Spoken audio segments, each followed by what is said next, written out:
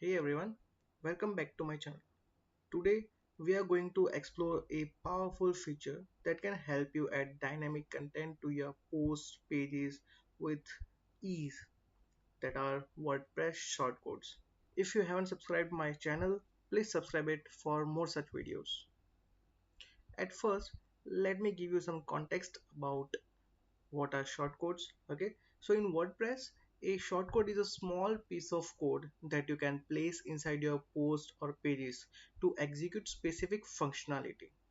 Think of them as a shortcuts for adding custom features without needing to write a lot of code. So you write a code once and place that shortcode whenever and wherever you want. As an example, you can see that if you want to put a gallery in your posts or pages, WordPress provides a by default gallery shortcode. So it has the parentheses, the square parentheses, and in between there is a shortcode name. You can use it. You can just browse through this codex document. I'll put a link into description. You can check it out. Now let's get our hands dirty and create a custom shortcode. We'll be working with the MU plugin that we have created in last video. If you haven't checked that out, I'll put that link in description as well. Please check it out. Okay, so now let's go to the local and open our WP admin. We don't need the shortcode codex right now. And meanwhile, we'll be opening our code in VS Code. So now let's use the shortcode API that's been provided by WordPress. What we'll do is we'll use the API with the function add shortcode. It has two parameters. First is shortcode handle, that is, let's say hello, and second parameter is callback function. There is one catch. If you don't want to have the separate function, like you are just mentioning the function name over here, like render shortcode, and you are creating the function right after this. Let's create a function, says render shortcode, and here you will be, another catch is here, you don't echo in shortcodes, you always return things. Why? Because echo performs the immediate effect and return will be having the lesser effect when the shortcode is getting implemented, right? So you'll always return, let's say p tag, hey there. For just one line you are creating the another function, right?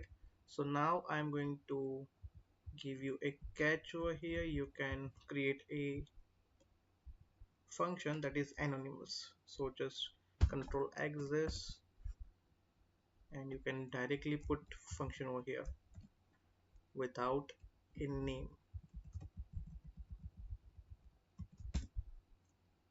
Okay, it does the same thing that you always do, the callback function, and it will call the function. Instead what it will do is it will just call the function right away, right? So we have created our first shortcode, and let's copy this and go to our admin panel, go to any post. Let's say we are editing hello, and in that we are putting our shortcode with square parenthesis. So when we are putting it and update the post, let's view that post. You will see there is a clear message that we have already printed over here. Hey there. Now let's do some magic. Like, this is not the main purpose of shortcode.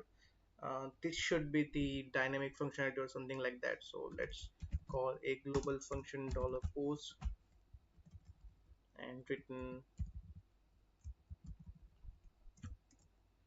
the post id is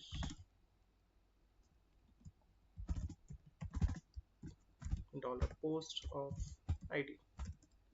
Save it and refresh. So our post id is 1, right? So this is the dynamic thing that we are doing right now. If you are just closing this and go to any page and edit this sample page, on the top you can place your shortcode, say hello, and update your page. Let's view this page, and this is post id, right? This is how you are writing your custom shortcodes in WordPress. After creating the basic shortcode, let's do some magic with it as well. So there is a another thing with shortcode as well, that is called the attributes.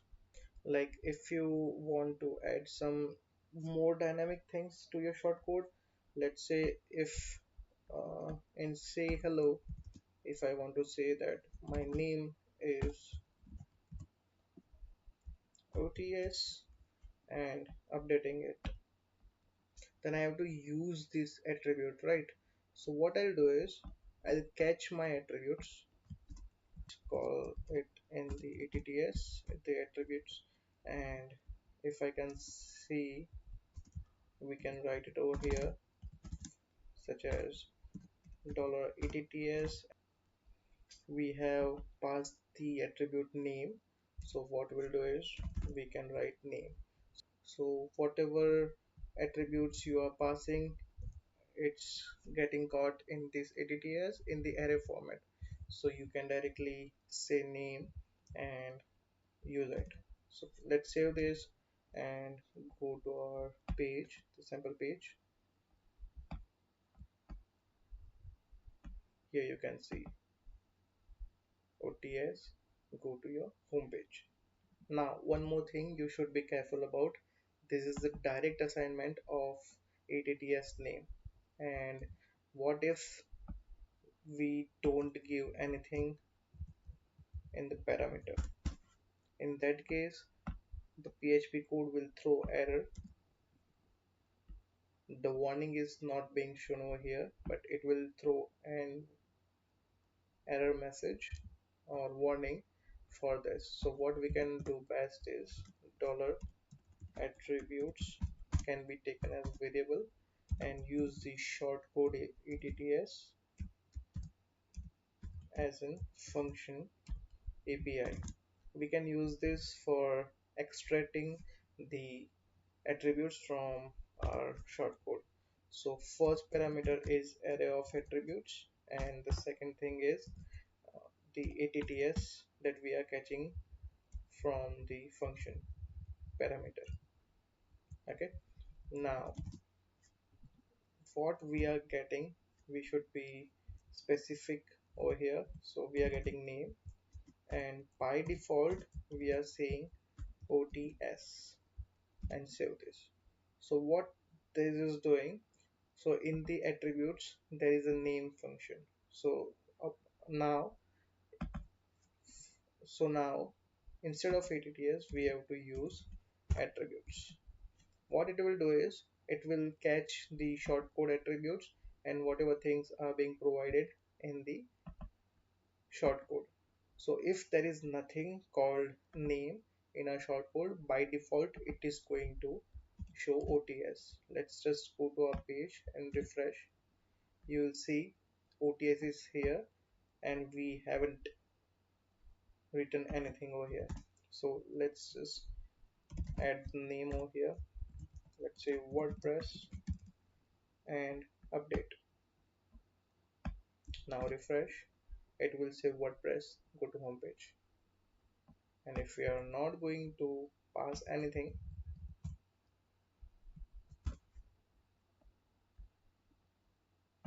now OTS will be the default value that we have given over here.